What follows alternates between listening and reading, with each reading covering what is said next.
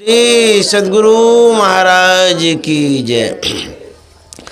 नमामि अमित ज्ञान रूपम कृपालम अगम बोध दाता सुबुद्धि निधि विशालम क्षमाशील यति धीर गंभीर ज्ञानम धर्म कील दृढ़ थीर समधीर ध्यानम जगत त्राणकारी अघारी उदारम भगत प्राण रूपम दयागुण अपारम नमो सद्गुरुं ज्ञान दाता सुस्वामी नमामि नमामि नमामि नमामि। श्री सद्गुरु महाराज की जय। प्रातः स्मरणीय अनंत श्री विभूषित परमाराध्य सद्गुरु महाराज गुरुदेव महर्षि संत सेवी परमहंस जी महाराज, हमारे आदरणीय गुरु भाई परशुराम बाबा, आलमनगर क्षेत्र के विशेष सत्संग प्रेमी महानुभावों, माता एवं बहनों, इस क्षेत्र को धर्म क्षेत्र भी कहा जाता है। धर्मपुर मधेपुरा जिला विशेष रूप से धर्मपुर सुनते थे, पहले के लोग बोला करते थे। यहाँ के लोग विशेष पूजा करते हैं, पाठ करते हैं, श्रद्धालु होते हैं, इसलिए भी यहाँ की विशेषता है। इसी मधेपुरा जिला में संत सद्गुरु महर्षि में ही परमहंस जी महाराज का अवतरण भूमि है। खोकसी श्याम में गुरु महाराज का जन्म हुआ ननिहाल में।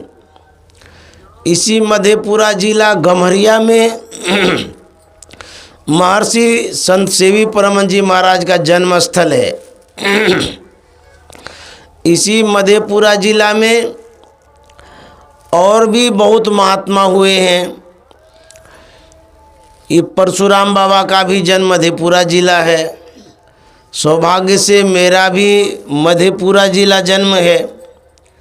मेरे गांव खापुर के एक संत शिशु सूरी जी महाराज हुए, उनका भी जन्म मधेपुरा जिला में है।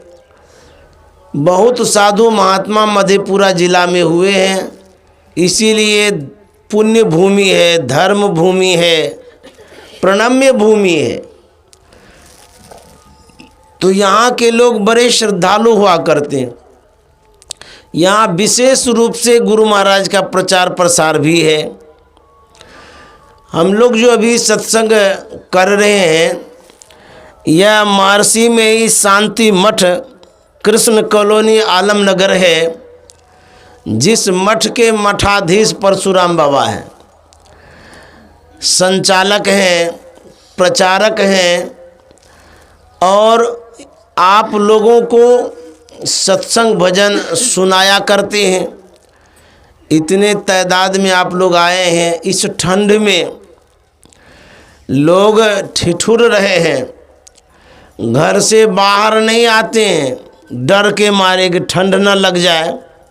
फिर भी घर परिवार को छोड़ करके इस मठ में, मंदिर में, सत्संग आश्रम में सवेरे सवेरे आए हैं।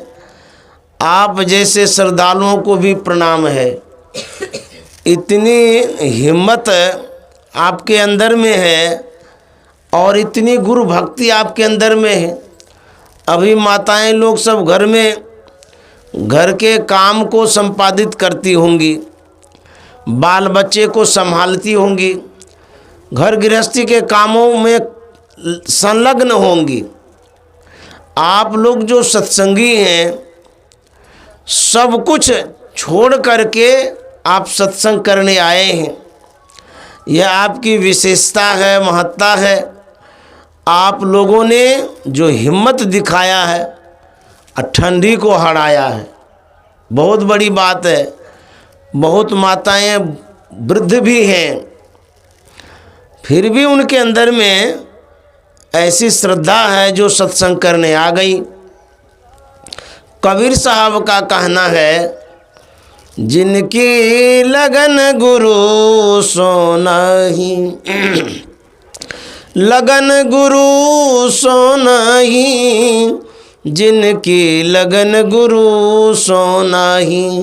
ते नर खर कुकर सम जग में, बिरथा जन्म गवाही। कबीर साहब कहते हैं जिनको गुरु में प्रेम नहीं है, स्नेह नहीं है, समर्पण नहीं है, जो गुरु को नहीं मानते हैं, वो कैसे व्यक्ति हैं? कहते नर खड़ कुकर सम जग में, गधा कुत्ता के समान है। अर्थात वह अज्ञानी है। जो गुरु के शरण में नहीं आए हैं, गुरु को जो नहीं मानते हैं, उनकी संज्ञा है वो अज्ञानी है, गधे हैं। जो सत्संग भजन नहीं करते उसके लिए गोस्वामी जी ने क्या कहा है? ते नर नरक रूप जीवत जग, भव भंजन पद विमुख अभागी। नहीं सत्संग भजन नहीं हरि को, श्रवण न राम कथा अनुरागी। ते नर नरक रूप जीवत जग, भव भंजन पद विमुख अभागी। कहते हुए नर नरक के समान है। जो सत्संग भजन नहीं करते हैं, कबीर साहब कहते हैं वह गधा कुत्ता के समान है जो गुरु भक्ति नहीं करता है। गुरु महाराज ने कहा है सद्गुरु कृपा की आस न, और आस है तो क्या, सद्गुरु कृपा की आस न, और आस है तो क्या,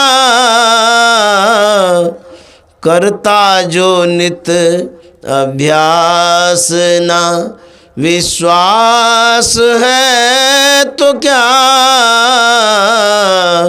योग हृदय में वास। जिनको सद्गुरु के ऊपर विश्वास नहीं है और जो कोई ध्यानाभ्यास नहीं करते हैं, तो उनका जो कुछ भी है सब फूसफास है। सद्गुरु पर दृढ़ विश्वास होना चाहिए। गुरु महाराज ने लिखा है गुरु हरि चरण में प्रीति हो, युग काल क्या करे, कछवी की दृष्टि हो, जंजाल क्या करे, गुरु हरि चरण में प्रीति। यदि गुरु और हरि परमात्मा में प्रेम हो, कहता युग काल क्या करे, जो संकट आफत आता है वह दूर हो जाएगा। तो गुरु पर समर्पण रखना चाहिए, गुरु में विश्वास रखना चाहिए। एक गुरुजी साथ में चेला जी कहीं जा रहे थे, एक नदी पार करनी थी, नदी में धाराएं चल रही थी, तो गुरुजी आगे आगे, चेला राम पीछे पीछे था। गुरुजी कहने लगे चेला से कि चेला राम, मेरा पैर लड़खड़ाने लगा है, तीव्र जलधारा के कारण तू मेरी बाँह को पकड़ लो, सहारा दे दो ताकि मैं गिर न जाऊं। चेला सुन तो लिया लेकिन कुछ भी नहीं किया। गुरुजी आगे बढ़ते जा रहे थे, पीछे पीछे चेला चलते जा रहा था। फिर गुरुजी ने कहा कि मेरी बाँह पकड़ लो, मैं लड़खड़ा रहा हूँ, गिर जाऊँगा, डूब जाऊँगा। फिर चेला सुन लिया, कुछ नहीं किया। गुरुजी बार बार कह रहे थे, चेला सिर्फ सुनता था, जवाब देता नहीं था। गुरुजी को गुस्सा आ गया, चेलवा का बाँह पकड़ा, घींचते घींचते जाके सूखी ज़मीन में पटक दिया। बड़ा बेवकूफ़ कहीं का, तुमको हम कह रहे थे कि बाँह पकड़ो, डूब जाऊंगा, तो तुमने पकड़ा नहीं और कुछ बोलता भी नहीं, क्या हो गया तुमको? तो चेला बोलता है, कहता गुरुदेव मेरी बाँह में ऐसी कहाँ क्षमता है जो मैं आपको सहारा दे सकूं? और गुरुदेव मुझे तो आप पर विश्वास है, ये तो छोटी मोटी नदियां हैं, आप तो भवसागर को पार कर देते हैं, ये छोटी नदियों में कैसे डूब सकते हैं, इसीलिए मैंने आपके बाँह को नहीं पकड़ा। गुरु महाराज ने लिखा है, सद्गुरु करुण कर तर ठहर, धर्म में ही जावे पार में। सद्गुरु पर यदि विश्वास है तब जाकर के आप भवसागर से पार हो सकते हैं, और यदि विश्वास नहीं है तो कहीं कुछ भी पार नहीं कर सकते हैं। इसलिए विश्वास होना चाहिए। बिनु विश्वास भगति नहीं, तही बिनु द्रवहीन राम, राम कृपा बिनु जीव सपनों लय विश्राम। विश्वास बहुत बड़ी चीज़ होती है। विश्वास से घर चलता है, परिवार चलता है। मान लीजिए आप भोजन बना दिए, कहीं आपके परिवार को विश्वास ना हो तो भोजन नहीं कर सकेगा, कहेगा पता नहीं इसमें विष तो नहीं मिला दिया, कोई गड़बड़ भोजन तो नहीं दिया। तो आप पर जब विश्वास होता है तो संबंध होता है, प्रेम होता है, स्नेह होता है, परिवार समाज चलता है। और जब विश्वास हट गया, जहाँ संशय होता है वहाँ संबंध नहीं रहता है और वहाँ मुक्ति भी नहीं मिलती है। इसलिए सद्गुरु पर विश्वास करना चाहिए। गुरु महाराज एक बार मौज में कह रहे थे, मुझे बाबा देवी साहब जैसे गुरु को पाकर के गौरव होता है, बड़ा प्रसन्न होता हूँ कि मुझे बाबा देवी साहब जैसे गुरु मिले। मैं अपने को खुश नसीब समझता हूँ। उसी में से एक विद्वान सज्जन बोल बैठे कि गुरु महाराज मैं आपसे भी विशेष भाग्यशाली हूँ। बोले सो कैसे? उस सज्जन ने कहा कि गुरु महाराज आपको बाबा देवी साहब जैसे गुरु को खोजने में बहुत कठिन परिश्रम करना पड़ा। बरसों बाद बाबा देवी साहब मिले। मैं खुश नसीब इसलिए हूँ कि आपके जैसे गुरु को खोजने में कोई कठिनाई नहीं हुई, सहजतापूर्वक आप मिल गए। सद्गुरु महाराज। तो गुरु महाराज जो मिले हैं बड़े भाग्य से मिले हैं, सौभाग्य से मिले हैं। यदि गुरु महाराज आज नहीं होते, हम यहाँ के जो वासी हैं हमारी क्या हालत होती, किस ओर जाते, कहाँ जाते, क्या दशा होती पता नहीं। गुरु महाराज ने कृपा करके हम लोगों को यह ज्ञान दिया है। जब गुरु महाराज ऋषिकेश गए थे, महर्षि महेश योगी के मठ पर, कुटिया पर, आश्रम में गए थे। गुरु महाराज के ज्ञान से वे बड़े प्रभावित हो गए। इतने प्रभावित हो गए कि उन्होंने कहा था, किसने? महर्षि महेश योगी ने गुरु महाराज से कि हुजूर मैं आपको हवाई जहाज गिफ्ट देता हूँ। अब बुझिए, हवाई जहाज सुन के भी आश्चर्य लगता है। अभी के हिसाब से उस समय कितना दाम होगा, कितना करोड़ होगा उसका दाम।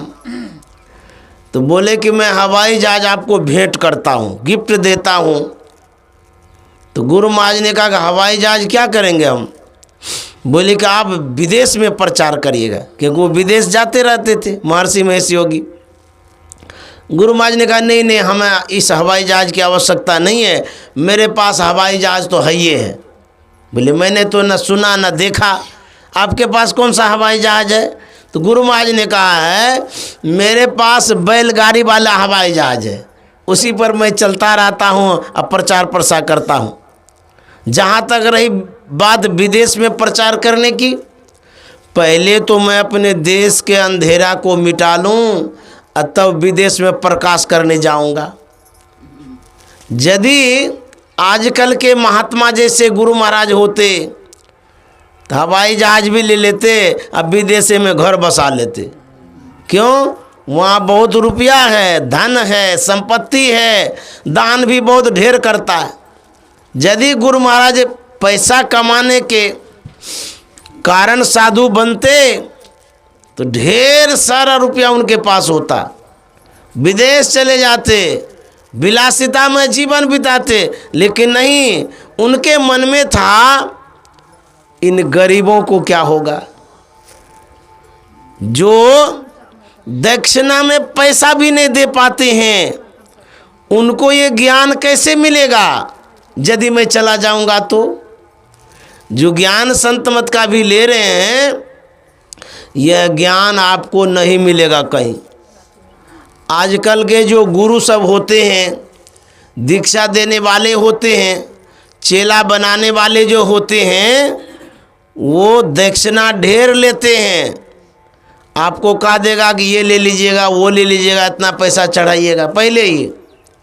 जो दक्षिणा ही नहीं दे पाएंगे तब तो जो गुरु का ज्ञान है उससे सुदूर हो जाएंगे, उनको कहाँ से ज्ञान मिलेगा। तो गुरु महाराज ने यही सोचा कि मैं गरीबों को, अनाथों को, जिसको कोई पूछने वाला नहीं है, उसको ज्ञान दूंगा। तो जब गुरु महाराज प्रचार कर रहे थे, लोगों को सुना रहे थे, क्या सुना रहे थे? संतन मत भेद प्रचार किया। किसने? गुरु साहब बाबा देवी ने संतन मत भेद प्रचार किया। देखिए, जो सद शिष्य होते हैं, सच्चे सेवक होते हैं, वो अपने गुरु को आगे रखते हैं, उनके स्कृति को बढ़ाते हैं, उनका गुणगान करते। गुरु महाराज कहते हैं ये संत मत का जो प्रचार है बाबा देवी साहब ने किया, मेरे गुरु महाराज ने किया है।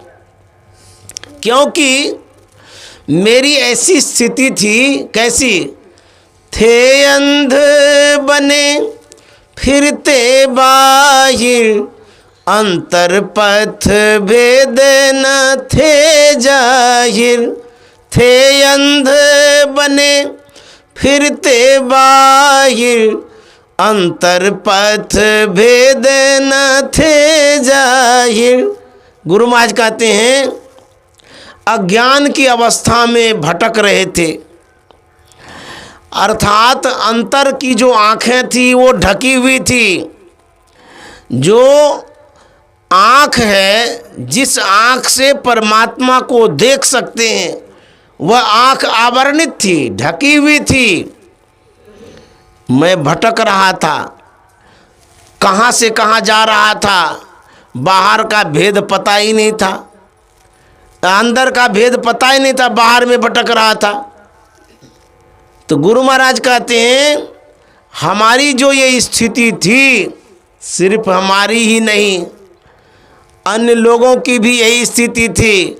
उनको अंतर का भेद पता नहीं था, वो जान ही नहीं पा रहे थे कैसे भक्ति करेंगे, किस तरह की भक्ति करेंगे, किन की भक्ति करेंगे। तो बाबा देवी साहब ने क्या किया?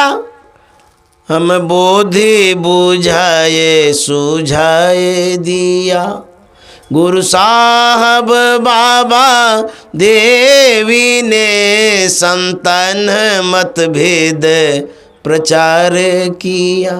गुरु महाराज कहते हैं हम बोधि, बोधि में ना सीख, समझदारी, विद्या, ज्ञान, कहते हैं ना हमको समझा दिए इस बात को तो हम समझ गए। गुरु महाराज ऐसे समझाते थे जैसे स्कूल और कॉलेज में स्टूडेंट को, विद्यार्थी को, छात्रों को समझाया करते हैं, बार बार बोला करते हैं उस बात को ताकि दिमाग में घुस जाए। उसी तरह से बाबा साहब प्रचार करते थे, एक एक शब्द का अर्थ बताते थे। जब आप समझेंगे तब ये तो प्रेम होगा, तब ये तो साधना होगी, तब ये तो आगे बढ़ेंगे। खाली बोगला भगत बन जाएंगे, गुरु गए कह के चेला गए बह के, तो फिर कैसे कल्याण होगा। तो बाबा साहब ठोस चेला बनाते थे, मजबूत चेला बनाते थे। तो इसीलिए गुरु महाराज कहते हैं, हम बोधि बुझाए सुझाए दिया गुरु साहब बाबा देवी ने, संतन मतभेद प्रचार किया। बाबा देवी साहब ने सुझाया भी, ऐसे नहीं कि कह के चले गए। वो उन्होंने कहा था कि लाला, बहुत लोग अपने बच्चों का उपनाम रखते हैं, जैसे बाबा साहब ने गुरु महाराज को लाला कहा, प्यारा नाम है ये। महर्षि में ही परमहंस जी महाराज ने महर्षि संत सेवी जी महाराज को संत से भी कहा, क्योंकि उनका नाम महावीर लाल दास था। तो जब गुरु महाराज की सेवा में आए तो उनका उपनाम हो गया संत से भी। तो इस तरह से नाम प्यार से भी रखते हैं। आप लोग भी अपने बच्चों का नाम रखते हैं, 2-3 नाम रख देते हैं। तो इस तरह से बाबा देवी साहब गुरु महाराज को लाला भी कहा करते थे, प्यार से कहते थे कि लाला, मैंने जो साधना की उस साधना में मेरे चूतर में ठेला पड़ गया है। कहा ही नहीं, हाथ पकड़ लिए, स्पर्श करा कर के एहसास कराते हैं कि देखो कितना ठेला हो गया है। जैसे स्पर्श कराए, गुरु महाराज को वैराग्य हो गया उस समय कि बाप रे बाप, इतनी कड़ी साधना, इतनी कड़ी तपस्या इन्होंने की है, चूतर में ठेला हो गया। तो वह जान करके गुरु महाराज धरारा में कुआं खोद लिए, मिट्टी का कुआं, और उसमें साधना करने लगे कि मैं भी इसी तरह से करूँगा। तो बाबा देवी साहब ने यह भी कहा था कि लाला, मैंने दृष्टियोग की क्रिया 32 वर्षों तक की, लगातार 32 साल तक, और तुम कम से कम 10-11 साल तक अवश्य करना। तो बाबा साहब के बातों को गुरु महाराज ने माना और किया भी। तो बाबा साहब सिर्फ कहते नहीं थे, करवाते भी थे। बोधि बुझाए सुझाए दिया। बात जब बताते हैं तो लोगों के समझ में बात आती है। नहीं तो बहुत ऐसे गुरु जी हैं कि कह दिए, अपना भाषण दे दिए, उसके बाद चले गए। अब चेला समझा कि नहीं समझा, अब उसको क्या पता। बहुत ऐसे सत्संग प्रेमी भी भटक रहे हैं। मैं एक चैनल बनाया हूँ, विद्यानंद बाबा बेस्ट चैनल, उस पर जिज्ञासा समाधान होती है। बहुत लोग रोज़ फ़ोन करते हैं कि साधना में इस तरह से मैं कर रहा हूँ, आगे नहीं बढ़ रहा हूँ, दिक्कतें हो रही है, अपनी अपनी समस्याओं को सुनाते हैं। तो लोग एक बार दीक्षा ले लेते हैं और उसके बाद चुपचाप जो मन होता है करते रहते। नहीं नहीं, ऐसा नहीं करना चाहिए। तब बार बार महात्माओं से पूछा करिए, जिज्ञासा करिए कि मैं जो भजन कर रहा हूँ, ध्यान कर रहा हूँ या कर रही हूँ, सही है कि नहीं है। तब ना आपको समझ में आएगा क्या बात है, नहीं है। एक आदमी को मैंने सुना 25 साल से वो भजन कर रहे हैं लेकिन सही नहीं कर रहे हैं।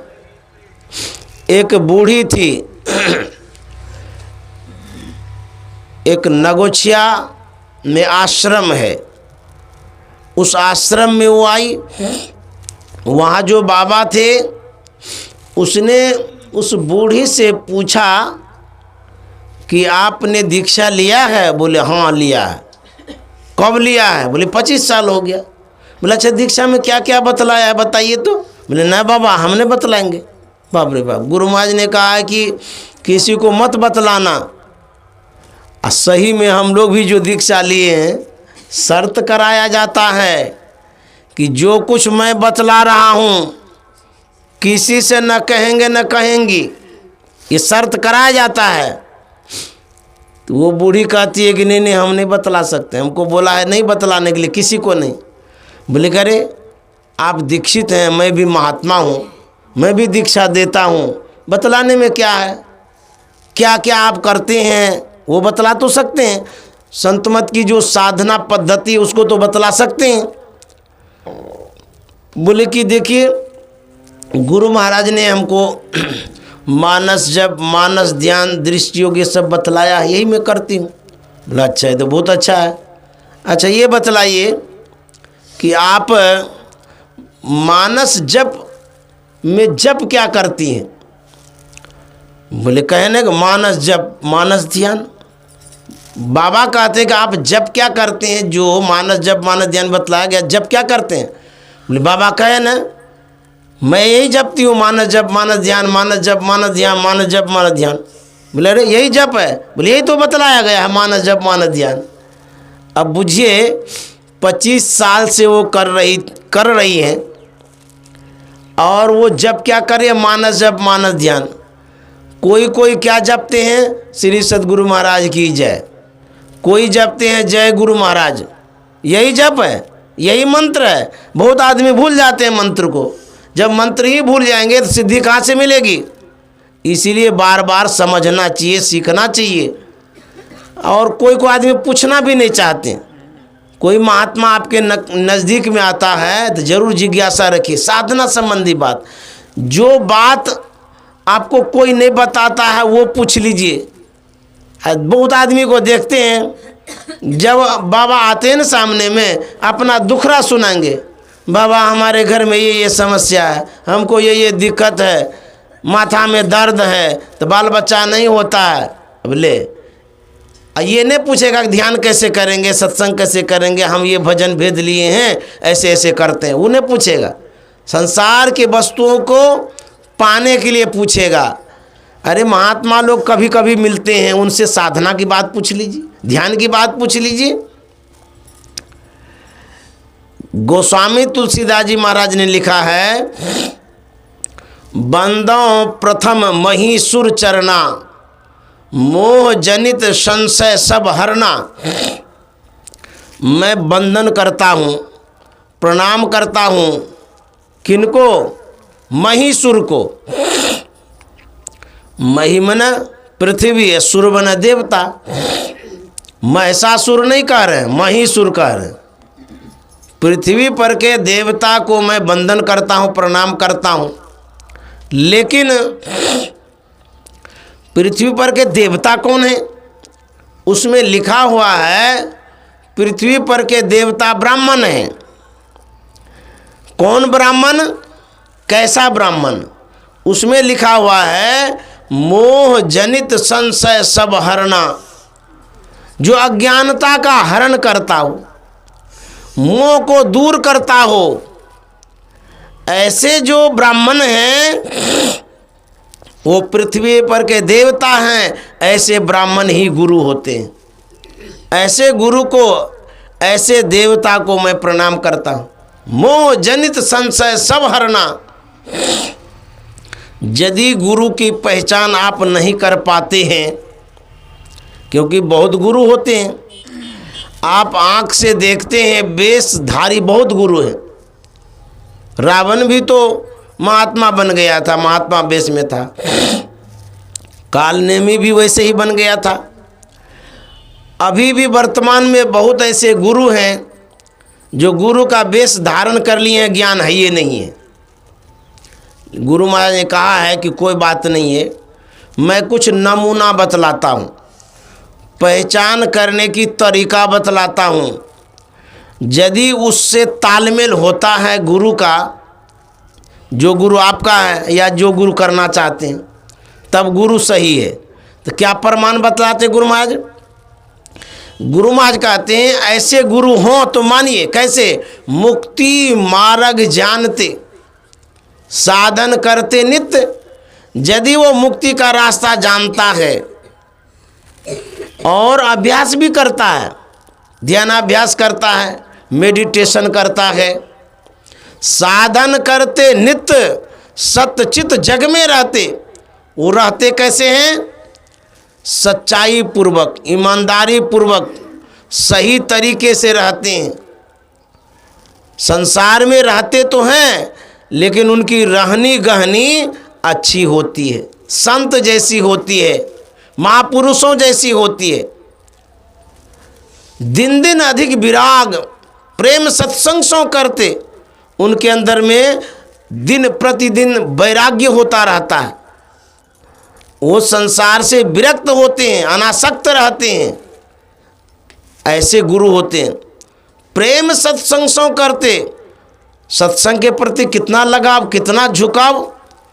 गुरु महाराज जब सत्संग करते थे उस समय की बात है, समय होते ही अपने से स्तुति विनती शुरू कर देते थे और जहाँ भी सत्संग होता था समय पर करते थे, समय पर जाते थे। गुरु महाराज ने ये भी कहा था सत्संग मेरी सांस है। अब देखिए, सत्संग मेरी सांस है। कितना प्यार करते थे सत्संग से, कितना लगाव रखते थे सत्संग से, कितना झुकाव था सत्संग के प्रति। इस तरह से जो सच्चे सद्गुरु होते हैं प्रेम सत्संग सो करते और दृढ़ ज्ञान दे समझाए। कौन ज्ञान? मजबूत ज्ञान, और समझा देते उस ज्ञान को। जब गुरु महाराज पूर्णिया जिला के ज्योतराम राय में धीरजलाल गुप्त से मिले थे, 3 महीनों तक सत्संग किए थे जग करके, रात रात जगते थे गुरु महाराज। संत मत को समझने के लिए रात रात जगते थे, दिन में भी नहीं सोते थे। क्यों? समय नहीं मिलता था गुरु की सेवा से। और जो धीरजलाल गुप्त थे वो बाबा देवी साहब के शिष्य थे, वो भी बड़े पक्के आदमी, गृहस्थी थे, लेकिन फिर भी वो भी सत्संग करते रहते थे, सुनाते रहते थे। जीवन चरित में लिखा हुआ है 3 महीनों तक न तो गुरु महाराज सोए न धीरजलाल गुप्त सोए। एक दिन जब प्रोग्राम होता है ना आपके यहाँ विवाह शादी का, रात में जो जगना होता है और सवेरे होते होते झूमने लगते हैं, गिरने लगते हैं, कहते हैं नहीं नहीं हम थक गए हैं, हम सोएंगे। और 3-3 महीनों तक गुरु महाराज ने यज्ञ किया है, समझने का यज्ञ, सत्संग का यज्ञ, ज्ञान का यज्ञ। जब 3 महीनों तक सत्संग किया तब गुरु महाराज ने लिखा था मैं संत मत को समझते समझते इतना समझ गया कि मुझे इससे हिला नहीं सकता। अब बुझिए, इस तरह से गुरु महाराज ने समझा। तब उन्होंने कहा दृढ़ ज्ञान दे समझा, बोध दे कुबुद्धि को हरते, संशय दूर बहाए, संत मत स्थिर करते। गुरु महाराज कहते हैं आपके अंदर में, शिष्य के अंदर में जो संशय है, जो भ्रम है, उसको दूर वो करते हैं सच्चे सद्गुरु, और संत मत में स्थिर करते हैं। बहुत लोग डगमगा जाते हैं, संत मत में आने के बाद भी दूसरे मत की बात क्या करते हैं और उसमें जाना भी चाहते हैं। कोई सज्जन कह रहे थे कि मैं विपश्यना में जाना चाहता हूँ। विपश्यना एक साधना है, भगवान बुद्ध की साधना पद्धति। विपश्यना का मतलब होता है विशेष रूप से देखना, अर्थात दृष्टि योग। वि मन विशेष, पश्य मन देखना, संस्कृत शब्द है। विशेष रूप से देखने की क्रिया को विपश्यना कहते हैं। तो विशेष रूप से देखने के लिए तो हम लोगों को गुरु महाराज ने बतेवे किया दृष्टि योग, बिंदु ध्यान। जो बिंदु ध्यान को समझता है, जो दृष्टि योग करता है, उसको और कोई उपासना में जाने की आवश्यकता नहीं है। जो नादानुसंधान करता है उसको और किसी उपासना की आवश्यकता ही नहीं है। तो जब संतमत के आदमी नहीं समझते हैं तब भटकते हैं। उनको समझना चाहिए मानस जप, मानस ध्यान, दृष्टि योग, नादानुसंधान, ये जो क्रिया है, ये क्रिया को जब आप प्राप्त कर लिए हैं तो मोक्ष और मुक्ति को एक दिन अवश्य प्राप्त करेंगे। इसलिए इधर उधर जाने की आवश्यकता नहीं है। गुरु महाराज ने जो ज्ञान का प्रचार किया, कितने कृपालु थे कि हम लोगों के बीच में किया, गरीबों के बीच में, असहायों के बीच में, अनाथों के बीच में, बेघरों के बीच में जो ज्ञान आपने प्राप्त किया है, बिंदु ध्यान, नाद ध्यान, यह बड़े बड़े पैसे वाले के पास नहीं है, अमेरिका इंग्लैंड वाले के पास नहीं है। और यह ज्ञान कोई साधारण नहीं है कि गुरु महाराज ने ऐसे ही फैला दिया। ये अंतर का ज्ञान है, अद्भुत ज्ञान है, वैज्ञानिकता से युक्त ज्ञान है, साधारण चीज नहीं है। ये शोध किया गुरु महाराज ने, ध्यान किया तब प्राप्त किया, तब बतलाया। उसी तरह से हम लोगों को यह अवश्य समझना चाहिए कि संत मत का ज्ञान ठोस ज्ञान है, मजबूत ज्ञान है और विशेष ज्ञान है। इस ज्ञान को प्राप्त करके हम लोगों को आगे बढ़ना चाहिए। तुलसी साहब ने लिखा है, तुलसी कहे सुनवे तकी, तकी मन ताकने वाले, देखने वाले को कहते हैं, जो दृष्टियों करते हैं। तुलसी कहे सुनवे तकी, यह राज बातिन है जुदा रखना, हिफाजत से इसे तुझको निशान ऊंचा दिया रे तकी, तकते रहो। तुलसी साहब ने कहा है, ऐ दृष्टियोग करने वाले, बिंदु ध्यान करने वाले, ताकते रहो, देखते रहो। कैसे देखेंगे? गुरु ने जो तौर तरीका बतलाया है, जो राज रहस्य बतलाया है, उस तरह से देखते रहो। कहते हैं यह राज बातिन है जुदा, जो आपको बतला दिया गया है यह एक राज है, रहस्य है। इसको तुलसी साहब ने बतलाया है, रखना हिफाजत से इसे तुझको निशा ऊंचा दिया। इसको हिफाजत से रखिएगा, ऐसे लुटा मिटा मत दीजिएगा। जैसे कोई कमाता है, दुख महसूस उसको होता है कि खून पसीना एक करके कमाए हैं, और वो कहते हैं कि देखो इतना जगह जमीन जायदाद जो मैंने एकत्रित किया है, संग्रहित किया है, हिफाजत से रखना। बेटा को समझाते हैं, अभिभावक को समझाते हैं, अच्छा से रखना। तो जो कमाता है दर्द उसको महसूस होता है, और जो कमाता ही नहीं है उसको क्या दर्द हो, तो लुटा मिटा देगा। इसलिए तुलसी साहब का तो रखना हिफाजत से इसे तुझको निशा ऊंचा दिया। तो गुरु महाराज कह रहे थे कि यह जो संतमत का प्रचार प्रसार है बाबा देवी साहब ने किया है, यदि बाबा देवी साहब के अनुसार करेंगे तो क्या होगा? गुरु महाराज के अंतिम पद को सुना देता हूँ। दुख दर्द भव के सब मिटे सतगुरु चरण नित से, ये दुख दर्द भव के सब मिटे सतगुरु चरण नित से, ये गुरु भक्ति बिन कछु ना बने, में ही सकल संतन कही सुख मन के जीना नाल से। गुरु महाराज कहते हैं दुख दर्द सब मिटेगा, संसार का जो दुख है, जो दर्द है।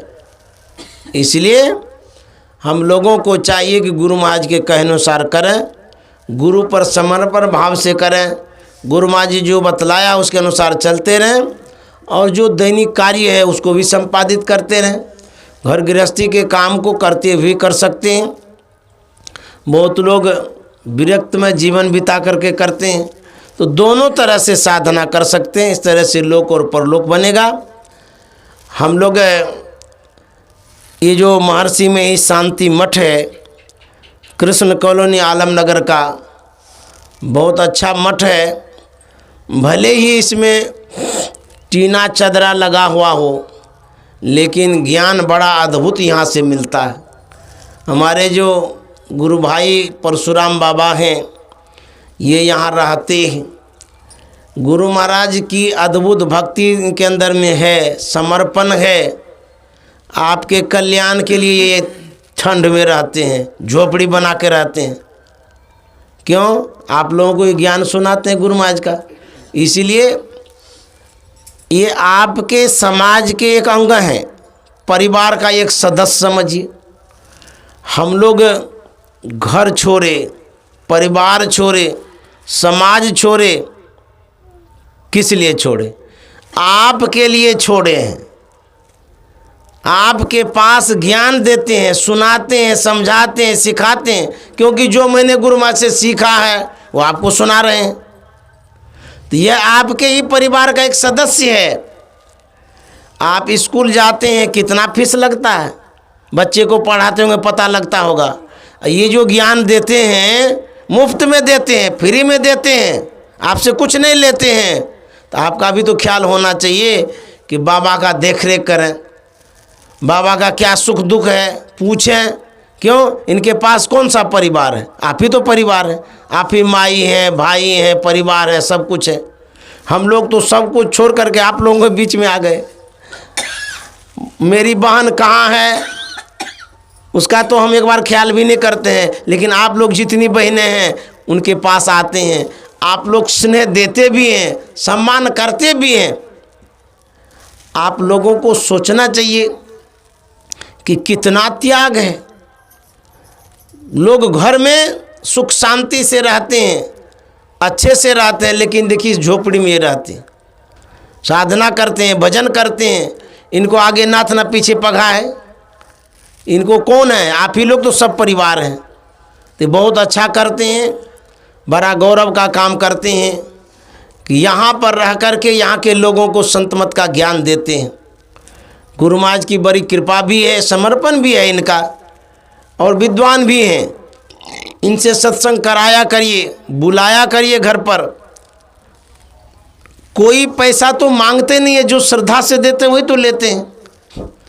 इसलिए सौभाग्यशाली हैं आप लोग जो यहाँ पर एक बाबा हैं। संत मत में बहुत मठ है, मंदिर है, आश्रम है, कोई देखने वाले नहीं है। आप पता करिए, बहुत ऐसे मंदिर वीरान अवस्था में है, कोई एक महात्मा नहीं मिल रहे हैं उसको देखभाल करने के लिए। और आपके पास महात्मा भी है और मंदिर भी है, कितनी बड़ी बात है। तो आप लोग आया करिए, सत्संग किया करिए, अपना इसको समझिए। ये आपका अपना मंदिर है, यहाँ आकर के सेवा करिए, सत्संग से लाभ लीजिए। तो हमारे जो परशुराम बाबा हैं बड़े अच्छे बाबा हैं और अच्छा से प्रचार प्रसार भी करते हैं।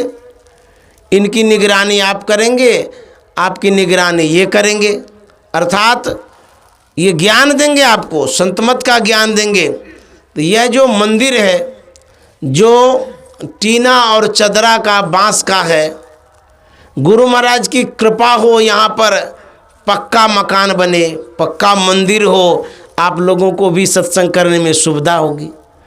तो इस तरह से गुरु महाराज से मैं प्रार्थना करता हूँ। आज ऐसा है तो गुरु महाराज की कृपा ऐसी होगी कि कल कैसा होगा, बहुत अच्छा होगा। तो मैं चाहता हूँ कि मंदिर भी बने और परशुराम बाबा स्वकुशल रहें, अच्छा से रहें। इस तरह से संत मत का प्रचार प्रसार करते रहें। ये मधेपुरा जिला का आलमनगर प्रखंड में, आलमनगर बाजार के पास ही है, और आसपास के जो लोग हैं वो भी आवें, यहाँ से लाभ उठावें।